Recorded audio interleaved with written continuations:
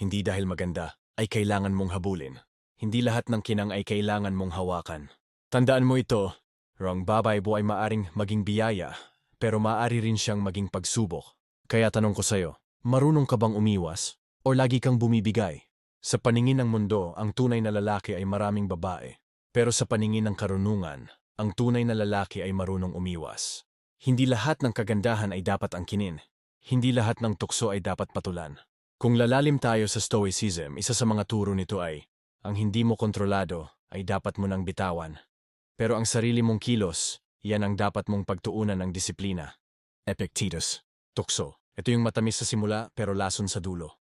Halimbawa, isang babaeng nagpakita ng motibo sa'yo. May boyfriend siya. Alam mong bawal, pero tinukso ka ng pagkakataon. Tumibok ang damdamin, naglaro ang imahinasyon. Pero sa dulo, ikaw ang nasaktan at siya ang umalis. Stoic reflection. Ang isang matalino ay hindi nauubos sa pag-iwas sa apoy. Alam niyang hindi kailangang masunog para matutong umiwas. Marcus Aurelius. Ang tukso ay hindi laging masama. Minsan ito ay pagsusulit ng paninindigan. Ang problema, lalaki ka nga, pero alipin ka naman ng sariling damdamin. Real talk. Kapag may babaeng maganda, sexy, sweet, at mukhang interesado sa'yo, parang nawawala ang disiplina ng maraming lalaki. Bakit? Dahil ang isip ay mabilis makalimot kapag ang puso na ang kumikilos. At kung hindi ka sanay i-regulate ang emosyon mo, kahit anong stoic quote ilagay mo sa wall, matutukso ka pa rin. Ang tunay na laban ng lalaki ay laban sa sarili, hindi sa ibang lalaki. Stoic principle. Mga uri ng pagsubok na nagmumula sa babae. Babaeng may commitment pero naghahanap ng excitement.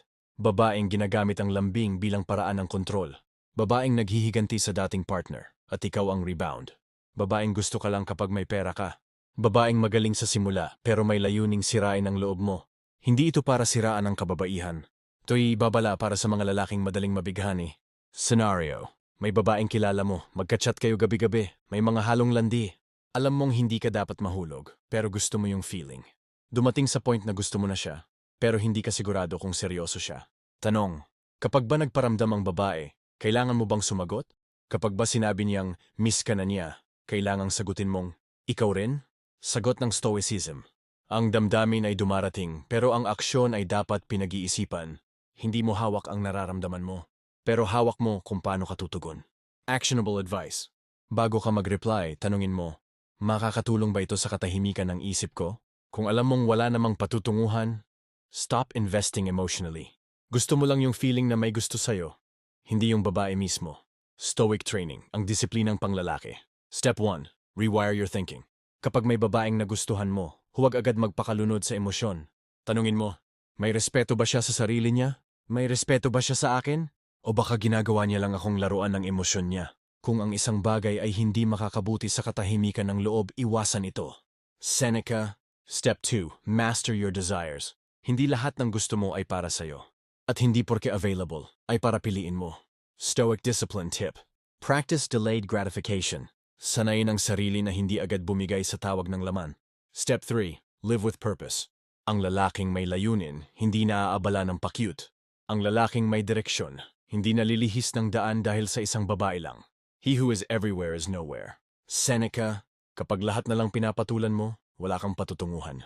Kwento ni Mark, isang OFW, may asawa sa Pinas. Pero sa abroad, may nakakilala siyang single mom.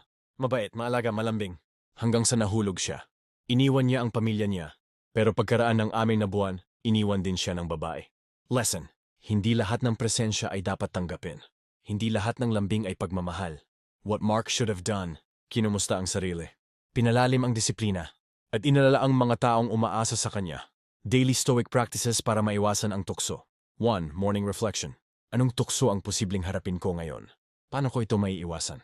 2. Evening self-assessment. Nabigo ba ako sa disiplina ko? Bakit? Ano ang dapat kong baguhin bukas? 3. Practice negative visualization. Isipin mo ang consequences ng pagkakamali. Masirang pamilya, mawala ang respeto sa sarili, buhay na walang direksyon. 4. Silence before action. Bago mag-reply, mag-decide o gumalaw, manahimik muna. 5 seconds lang. It gives you control over impulse. Ang tanong sa lahat ng lalaki, gusto mo bang maging panandalian sa kwento ng isang babae? O gusto mong maging pangmatagalan sa sarili mong prinsipyo? Ang stoic na lalaki ay hindi manhid, pero hindi rin siya alipin ng damdamin. Alam niya kung kailan dadama, at alam niyang hindi lahat ng damdamin ay dapat sundin. Sa panahon na ang tukso ay normal na, ang disiplina ay nagiging superpower. Sa panahong ang karamihan ay bumibigay, ikaw na hindi bumigay, ikaw ang tunay na malakas. Kaya ulitin mo ito sa sarili mo araw-araw. Ang babae ay pagsubok. Hindi bawat tukso ay dapat patulan. Hindi kanya mahal, ginagamit ka lang niya. Pero bakit hirap kang bumitaw?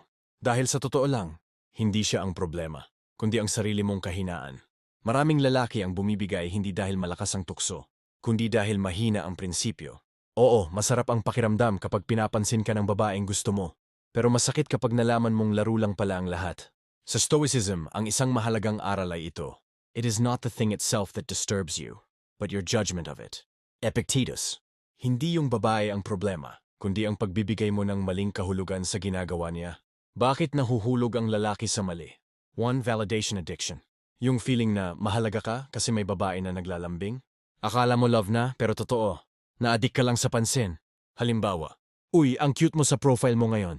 Biglang gumaan ang araw mo. Pero tanong, yun lang ba talaga ang basihan ng halaga mo? Kung ang halaga mo ay hinugot mo sa ibang tao, laging may araw na mararamdaman mong wala kang silbi. Stoic reminder.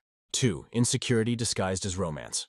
Maraming lalaki ang umiibig agad, hindi dahil tunay nilang gusto yung babae, kundi dahil gusto lang nilang may magpakita ng kahit kaunting atensyon. 3. Fantasy over reality. Nakalimutan mo, ang damdamin ay dumarating, pero hindi ibig sabihin nito ay tama. Stoic view. Hindi porke nararamdaman mo, totoo na. At lalong hindi ibig sabihin na dapat mo itong sundin. Wayman uri ng maling babae na kadalasang nahuhulog ang lalaki.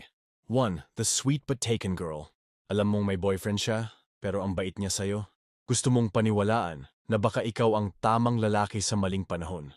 Pero ang totoo, gusto lang niya ng side character sa love story niya. 2. The broken but dangerous girl.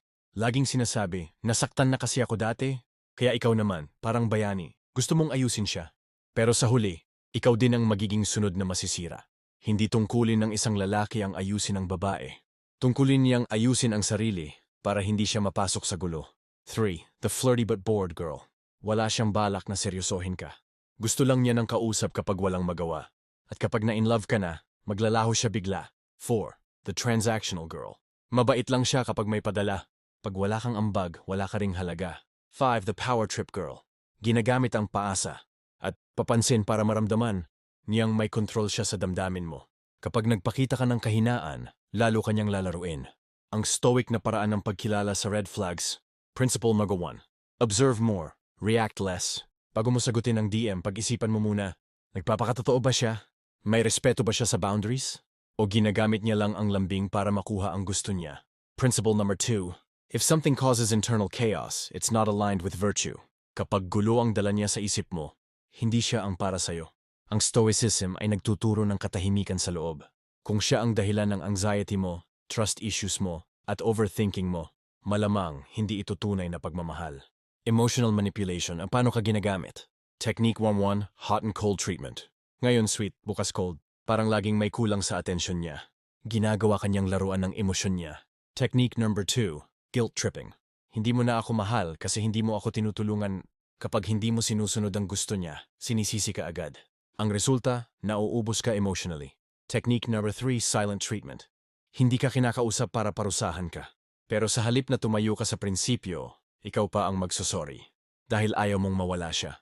Stoic response. Kung ang katahimikan ay ginagamit bilang armas laban sa'yo, gamitin mo rin ito bilang depensa para protektahan ang sarili mo.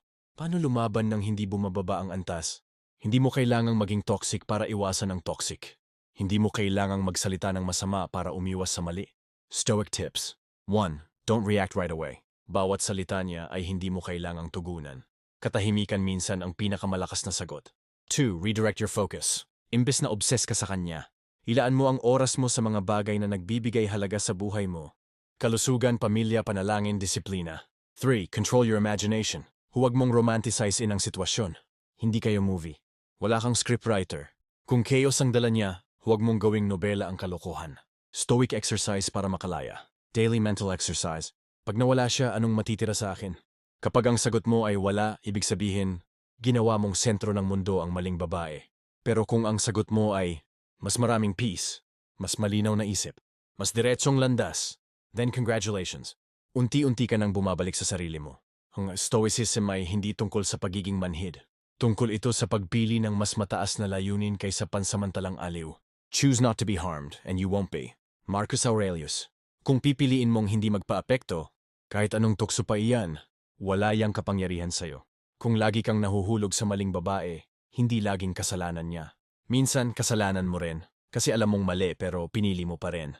Pero ngayong alam mo na, wala nang dahilan para maulit. Maging stoic, maging disiplinado. At tandaan, hindi bawat tukso ay dapat patulan. Hindi lahat ng babae ay para habulin. May mga babaeng dapat lampasan para mas maabot mo ang sarili mong katahimikan.